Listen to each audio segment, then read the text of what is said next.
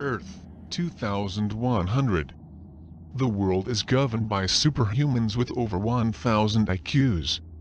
From its high towers they manage the swarm of humans. Masses of inferior human beings controlled from birth to death. At least those who are allowed to live subhuman be molded and shaped. They are designed for life purposes and the vagaries of almost like God's elite, who is the mastermind of the busy society, almost like Hive. In case some have the brilliant idea of overthrow, or live self-proclaimed teachers and 10,000-year Reich, you better forget them. The rulers will be immortal. A classic science fiction story? No, it's a vision of the future that some so-called transhuman movement trying to achieve. Of course, those who work to create this terrifying world fully expect to be among the ranks of the ruling lords.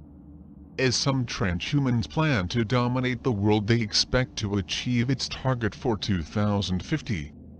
The masses do not deserve immortality with 80 years. Marvin Minsky, called the father of artificial intelligence, creator of artificial neural networks and co-founder Laboratory I Artificial Intelligence at MIT, believes that in general the masses have no idea about how to handle immortality, nor they deserve it. From his perspective ivory tower, he believes that scientists need the extra time that immortality can provide, while the rest of humanity must meet normal life expectancy. Sounding almost like God, throws to Minsky aside any ethical considerations, and holds that scientists are above all things. No restrictions on research and its applications, no regulation of any kind should be tolerated by the scientific community. Scientists should not have an ethical responsibility to their inventions, they should be able to do whatever they want.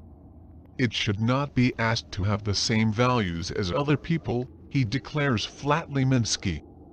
This is the worldview and warning that underlies the classic novel Brave New World by Aldous Huxley. Many of the scariest elements of the novel have been adapted by the most obsessed with reaching an immortal elite researchers. The blueprint of the world is designed from the top down, the ultimate command and control of global society. They imagine society and promote also it has strong parallels to the equally famous novel by Frank Herbert Hellstrom's Hive - a nightmarish vision of human drones imitating society, as created by Bee's Hive. While a significant number of members of the transhuman movement favors a version of a society hive using this population, a transhumanist, theorist Eliezer Yudkowsky rejects the ideas of Minsky.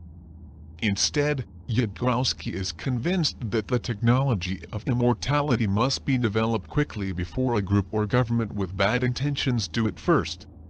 He sees the artificial intelligence as the key to unlock the door of immortality.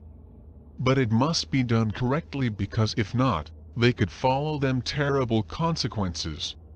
If a desire to improve is thrown carelessly together, we could be in serious trouble, he warns. Several roads lead to eternal life. Ian Pearson, a British futurist and transhumanist, believes that death will be a thing of the past by 2050. Pearson is one of the many futuristic cyber experts and research of artificial intelligence, whose thoughts are converging on the same basic idea: why not upload everything that is in the brain, everything that makes a person, who is in a supercomputer, and then download it again in a new body? Doing such a thing would be the individual theoretically immortal. To work it, the more progress is needed in hardware and software, and improved interfaces will have to be developed between the brain and the brain of silicon. Since it is basically an engineering challenge, it is feasible. Other scientists argue that the key to eternal life is in human DNA and indicators, while others are concentrating their research efforts on techniques to regenerate human cells forever without critical loss of biological information.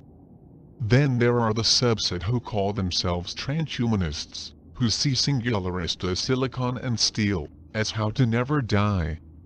Creating an immortal race as the inspiration of Star Trek, the Borg superhumans.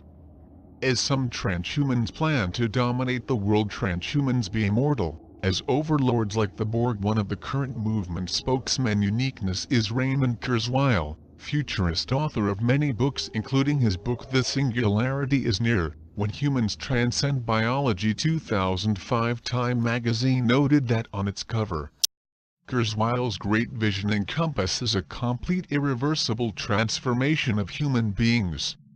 When the transition occurs, he says, the end of the human race will be announced as we know it.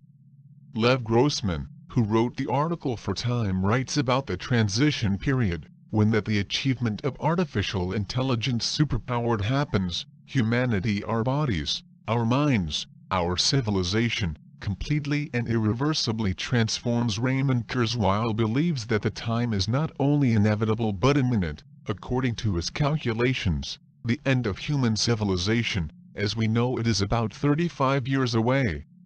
It is a time scale that many other advocates of transhumanism and believers of singularity touting. Although not all agree on the methods to reach this monumental turning point, some see this happen without the need for intelligent machines acting as a catalyst.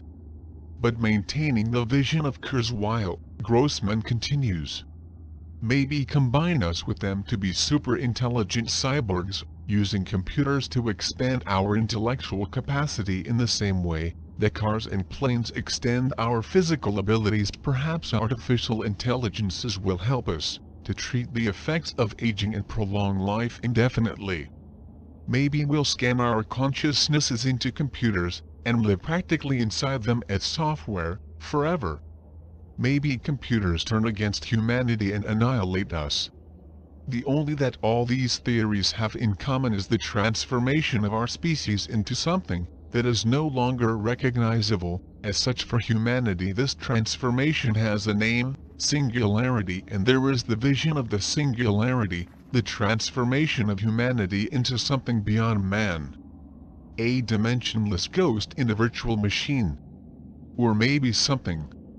On the surface, this seems to lead to a flourishing growth of a superhuman race, nirvana on earth and eventually in heaven, where immortal work wonders only once dreamed by the ancient Greeks and Romans, who gave such powers to their gods. Control methods as eugenics will be included, buried in the notes of the RAND Corporation, the global technology revolution, trends in bio-nanomaterials and its synergies with information technology. In 2015, well-known experts describe the global potential of wonders created by transhumans, including the ominous inclusion of a necessary application, cloning and eugenics, to manage society. The results can be surprising. The effects can include significant improvements in the quality of human life and life extension, continuing globalization, cloning and reorganization of wealth, cultural fusion or invasion with the potential for increased tension and conflicts, changes in the power of nation-states to non-governmental and individual, and the possibility of human eugenics organizations. Eugenics? Forced population control? Well, why not? After all, many transhumanists are against overpopulation, the introduction of eugenics and the final control of the teeming masses. Transhumanists mostly really have a vision of a supreme, immortal elite, a dream eerily similar to the nightmarish visions embraced by the Third Reich. And as the Third Reich, the concept of eugenics will embrace. The idea of eugenics emerged during the 19th century. It was promoted by a cabal of elite who believed that the common man was an impediment to man's highest purpose. One of the representatives said, Frederick T. Gates, summarizes the ultimate purpose of eugenics in El Bias School of Tomorrow. Chilling vision. Sharing this with your readers, in our dream, we have limitless resources and the people is delivered with perfect docility to our hand-molded. Current educational conventions fade from our minds, and unhampered by tradition, we work our own goodwill upon a grateful and responsive rural people. We will not try to make these people or men of learning or science. We should not raise authors, speakers, poets and men of letters. We should not look great artists, painters, musicians from embryos. Nor cherish even more humble ambition, to raise among them lawyers, doctors, preachers, politicians, statesmen, of whom we now have a wide range. And what they want is to subvert eugenicists, manage and control humanity. They will rule on the supremacy of a people, to be formed from birth to be dragged, humble little worker bees grateful to be at the beck and command of the powerful lords and masters of governing mind forever. Teachers will exist beyond the human and the rest of the world hardly noticed, and will be treated as intelligent animals. The human race will one day be divided into two separate species, an elite attractive, intelligent ruler and a subclass of ugly creatures almost like Gollum. Do singularistas will succeed? Will they create transhumans to achieve the long-awaited millennial dream of ruling the world? They strive to make it happen. If that day comes, when they do, even the Borg should be afraid. Very afraid.